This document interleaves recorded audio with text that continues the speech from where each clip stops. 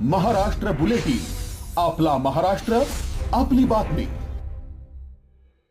नाशिकच्या देवळा तालुक्यातून एक अत्यंत धक्कादायक आणि हादरवून सोडणारी बातमी समोर आलीये।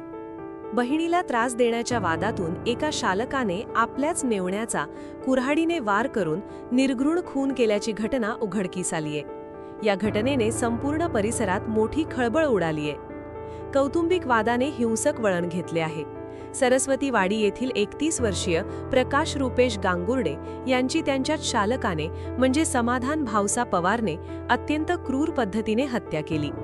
प्रकाश गांगुर्डे बहीण आणि मेवणा यांच्यातील वादामुळे काही काळापासून वादात होते। प्रकाश बहीण नांदवत नाही आणि तिच्यावर उपचार करत नाही या रागातून समाधान पवारने सूड घेण्याचे ठरवले। रविवारी रात्री 8 वाजेच्या सुमारास प्रकाश गांगुर्डे खालपमेशी रस्त्यावरील पुलावर मोबाईलवर बोलत असताना आरोपी समाधान पवारने पाठीमागून येऊन त्यांच्या डोक्यावर कुऱ्हाडीने जोरदार वार केले। वर्मी घाव बसल्याने प्रकाश यांचा जागीच मृत्यू झाला। घटनेनंतर आरोपी समाधान पवार हा रक्ताने माखलेली कुऱ्हाड घेऊन फरार झाला।